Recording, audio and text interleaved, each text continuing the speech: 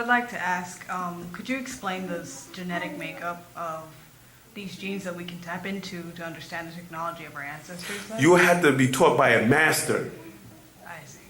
Meaning that you don't have to, listen, let me break that down. Think of something that you made. Do you have a hobby? I have many hobbies.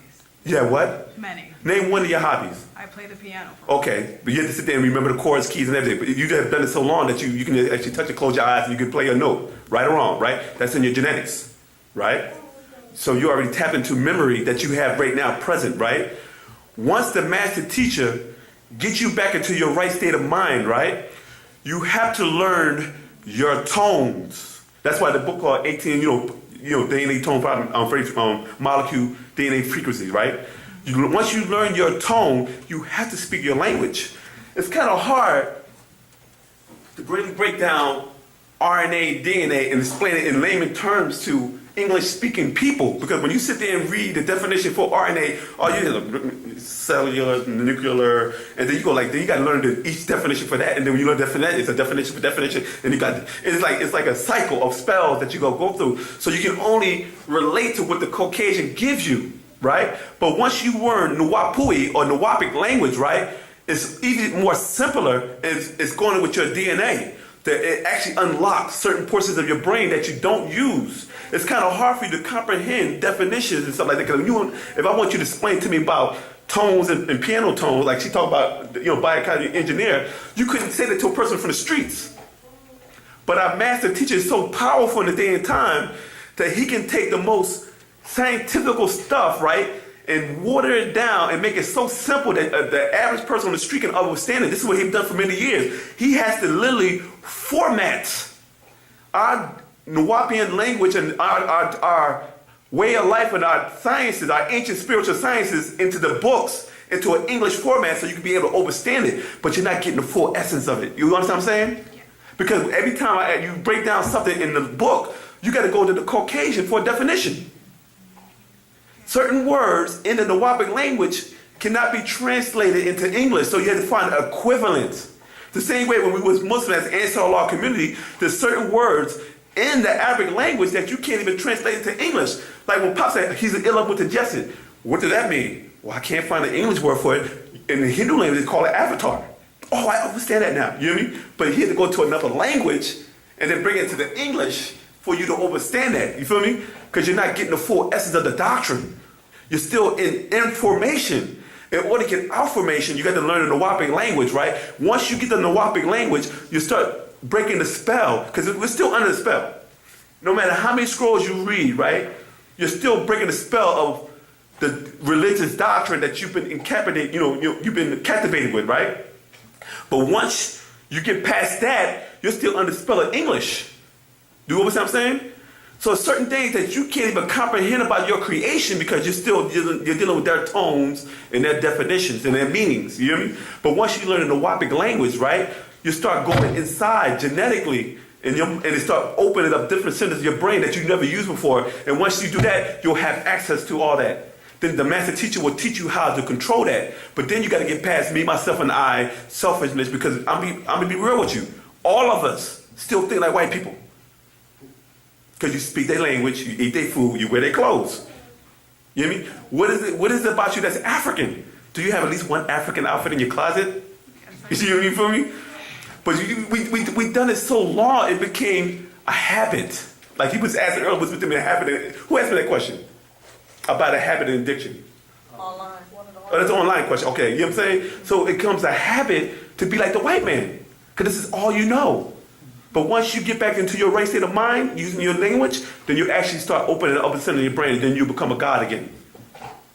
So I have another question. Yeah, go ahead. So is Nuwapic the only language that we can find to understand this scientific in order for a Hindu to activate his inner power, he would have to speak his natural language. Do you understand what I'm saying? See, I'm going to break something down to you. You understand? Species. Do you understand it? Anybody understand what I mean by species? Lion, a tiger, and a cheetah are 3 different species of cats. But they're still cats. But they don't get along because they're different species. We're under the spell of this so-called hippie universal love and unity thing, right? that all black people are related. No, because every black people are different species. Like, I'm looking at you, you don't like him, you don't like me, you definitely don't like him. You know what I mean? So that means that you're of a different species of African. You feel me? Even though you might have a little mixture, a little Puerto Rican, little Latino, little Native American in your bloodline, but you wouldn't go around them, they ain't gonna accept you. But you can find your face in Africa somewhere that's been mixed in. Formulas are still the same formulas of mixtures, but just they call them different names. A Portuguese is nothing but a pale Caucasian mixed in with an African that creates Fulanis in certain tribes of Africa. You know what I mean? But then you go to Brazil, that same Portuguese mixed with African, they call them Brazilians. You know what I mean? So it's still the same formulas, but it's the different names they give you. You know what I mean? As a species, you had to, like my brother was saying earlier, tones and vibrations. You understand what I'm saying? In order for me, if you're vibrating on, is it A for human beings? F is for the planet Earth. Our body vibrates on F, but our wavelength is A. Yeah, but the planet Earth, A. As a human being, we vibrate on an A, right? Now, if I take a tuning fork, like I Master Teacher, and hit a tuning fork, it will vibrate, and you will actually be in tune with that vibration. Now, he said, if you take an A tuning fork and put a C tuning fork, and you hit it, the C won't vibrate. If another A but the other A tuning fork behind it will vibrate, it will actually pass through the C tuning fork and cause this other one to vibrate. Take two tuning forks, and you take one, the vibrates from this will make this one vibrate. But it won't vibrate on C because it's not on the same frequency. You feel me? So certain species vibrate on different species. Do you consider yourself a Hindu? I believe I have some Nigerian in my... Nigerians are not Hindus. But you go to India, could you pass up as an Indian? I could not. If you go to Ireland, could you pass as an Ireland? No. Huh? How about Hawaii? No. Okay, so that means you had to go with the people that will accept you and what you are. You may have a little mixture, but your mixture is something in you that's more dominant. Patarak, the way will show you which one you are, and it'll show you how to control the Garo part where you can actually push the other side to the side. Patarak is a genetic doctrine. You know what I mean? It's our way, the way. Meaning that in order for you to transform back, you have to be given your spiritual doctrine back. Because you've been giving everybody else's doctrine and you're not vibrating on that doctrine. But once you start vibrating on your natural doctrine, you start elevating. And I understand what you mean by is Nawapic the only language, because it's your genetic language. Because your genetic language vibrates on your frequency of your body and your spirit and your soul and your akar, which is your ethers. You feel me? Or your oversoul. You feel me? When you're speaking their language, you're vibrating on their frequency level. You hear me? That means that when you're vibrating on their level, the beings that's attuned to that vibration can actually go inside your body and cause you to do different things. You ever be the guy who said, oh, he's cute, and I like the way he look, and then later on you say, oh, he's ugly. You ever got that before? You never met no guy you liked and then you didn't like him later on? Huh? I'm pretty sure y'all have been in that situation before, right? But it's not what you like. It's just something that you were indoctrinated with when you watch a certain picture of Brad Pitt. And you keep watching Brad Pitt over a long period of time, you start thinking he's cute. Because you might know the way he acts and stuff like that. Women start saying, oh, Brad Pitt, he's a good looking. But you look at Brad Pitt, he's like a younger version of Robert Redford, and he's busted. But the whole thing is y'all got so caught up in that look, you got used to it. Because you see him every week, every movie, and you're like, oh, I like the movie. Tom Cruise, same thing. So we get caught up in what we think we like because we be indoctrinated by it. You feel me? So the Caucasians vibrate on certain frequency levels. So when you start eating their food, you're on a frequency level. When you start speaking their language, you're on a frequency level. When you start wearing their clothes, you're on a frequency level. So then when I bring something African to you, like, oh, I don't like that crap.